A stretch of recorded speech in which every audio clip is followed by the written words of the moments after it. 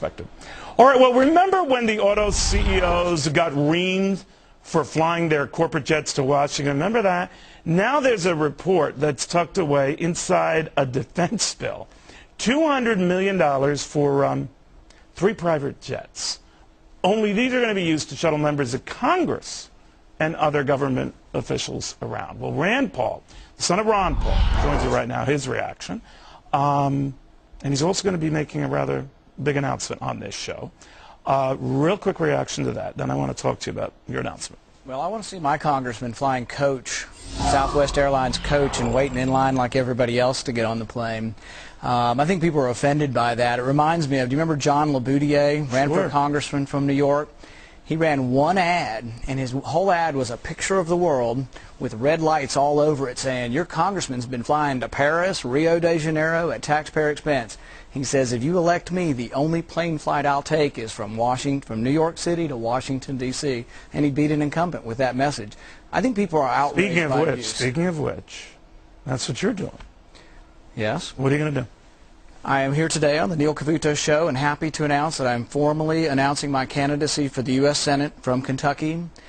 I run for office because... You're running for the Republican. As a Republican for the U.S. Senate. Would you have done this had Bunning not stepped down? We had made plans to make our announcement either way because it had become uncertain whether he was running.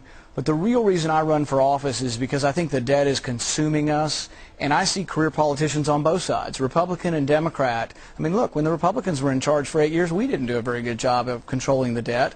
Now the Democrats are in charge, and it's 3 times worse. I think the problem is you elect people who their career is politics instead of having a career in something else like medicine, and their sole, what they have to do is to get reelected, and so they vote for the special interest. And it's a self-perpetuating cycle, and that's why the deficit explodes. So if you get in there, your dad is a prominent congressman, you'll kind of be a bigger cheese than he will. Yeah, I'm wondering if he'll be asking me for advice or not. Your dad has criticized the system and what it takes just to get elected in the system. Right. You're going to need to raise a lot of money. Yeah, and I think it's the greatest irony of American politics that universally, conservative or liberal, when you ask people in the media or the public, is money corrupting the system? Everybody says yes. But the news cycle is driven by how much you raise. So the horse race until the votes are counted is always, he's raised this or she's raised that. And so it drives the cycle, and it self-perpetuates, I think, the corruption of money in politics. But it's not really the money so much as that it's the people who are getting something special from government, people who get billion-dollar contracts. So well, they tend to be rewarded, Doctor, not the ones who don't. Yeah. So you're going to tell me now you're the guy who's going to say, I'm not the guy bringing home the bacon. Exactly. They might say, exactly. Uh-oh. And I think there are ways you can reform campaign finance. McCain-Feingold, I think, was wrong because it abrogated the First Amendment. And I have a taxpayer group. And it's illegal for me to buy advertising on your show within 60 days of the election because of McCain-Feingold. That's wrong.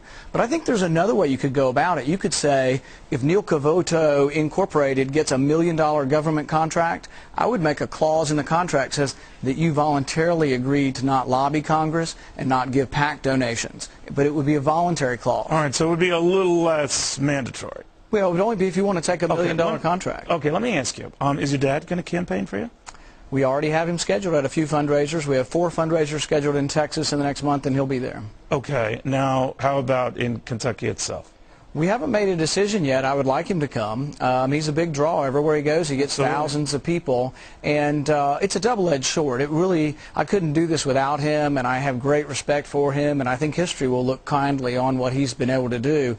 But also, I need to be my own person. I need to present my own issues, and I don't need to be seen just as the son of Ron Paul, but also don't run away from it. I mean, it allows me to get started. Are you as much as a rebel as he is? He sort of likes to be the thorn in the side of everybody. I say that with respect. But yeah, well, I go around Kentucky promising people that I will vote against any unbalanced budget, Republican or Democrat, because I think that's how I distinguish myself. They're all unbalanced. That's what I mean. So I'll be voting against quite a few people, quite a few budgets if I'm in Washington. But the other thing I say is the worst vote, I think, of the last generation is the bank bailout vote. Half of the Republican leadership voted for it, but I've been to 20 counties in Kentucky, and I have yet to meet one Republican primary voter who would have been for the bank bailout. I'm going to be running as an independent Republican. Got the protection of the R. Right? There you go. Well, right. our system is set up for two parties. The rules are very hard for any third party to run. Yeah. I think people do hunger for independence. Right. And when I tell people that I'm not going to judge issues on Republican or Democrat, they sit up and listen because a lot of my patients are Democrats, but they like the idea that you'll judge it on the issue, not on which party presents the issue. Okay. Well, we have a lot of doctors in Congress. You could join an elite group. Doctor, thank you very much. Good having you. Thank you for having me.